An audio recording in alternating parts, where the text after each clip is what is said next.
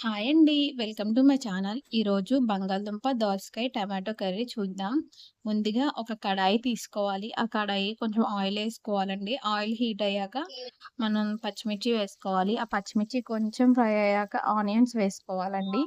Onions కూడా కొంచెం fry అయ్యాక అందులో పసుపు వేసుకోవాలి. ఆ పసుపు వేసుకున్న తర్వాత కొంచెం గోల్డెన్ షేడ్ వచ్చాక అందులో పొటాటో పీసెస్ వేసుకోవాలి. ఇలా కొంచెం పసుపు వేసుకున్నాం కదా! ఇది కొంచెం ఫ్రై అవ్వాలండి. అలా కొంచెం ఫ్రై అయ్యి పొటాటో పీసెస్ వేసుకొని పొటాటో పీసెస్ మంచిగా ఫ్రై అవ్వాలండి ఆయిల్‌లో. అప్పుడే కర్రీకి మంచి టేస్ట్ వస్తుంది. పొటాటో పీసెస్ కూడా ఇలా మంచిగా ఫ్రై అవ్వాలి.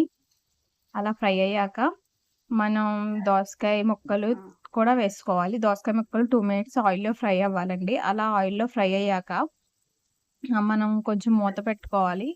ఆయిల్‌లో ఫ్రై అయ్యాక మంచిగా మూత పెట్టుకొని 2 మినిట్స్ అలా ఉంచేసుకోవాలి. 2 మినిట్స్ ఫ్రై అయ్యాక కొంచెం అల్లం వెల్లుల్లి పేస్ట్ వేసుకోవాలండి. అల్లం వెల్లుల్లి పేస్ట్ వేసుకొని అది మంచిగా మిక్స్ చేసుకోవాలి. మిక్స్ చేసుకున్నాక 2 మినిట్స్ తర్వాత మళ్ళీ టమాటో పీసెస్ వేసుకోవాలండి. టమాటో పీసెస్ వేసుకొని అది కూడా ఈవెన్‌గా మంచిగా మిక్స్ చేసుకోవాలి. మిక్స్ చేసుకున్న తర్వాత ఆహ్, మనం తగినంత ఉప్పు వేసుకోవాలండి. తగినంత ఉప్పు వేసుకున్న తర్వాత తగినంత కారం కూడా వేసుకోవాలి. అంటే మీరు కారం ఎలా తింటారో అలాగా వేసుకోండి. వేసుకున్న కర్రీ మొత్తం మిక్స్ అయ్యేలాగా మంచిగా మిక్స్ చేసుకోండి.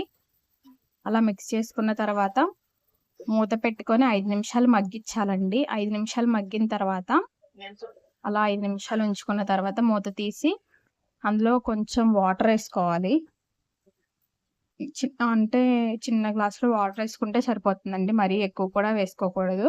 అలా వాటరేసుకొని మళ్ళీ 5 మినిట్స్ మూత పెట్టి మగ్గించుకోవాలండి. మళ్ళీ అలా మూత పెట్టి మగ్గించుకున్న తర్వాత మూత తీసేసాక ఆయిల్ పైకి వస్తుందండి. Curry ready.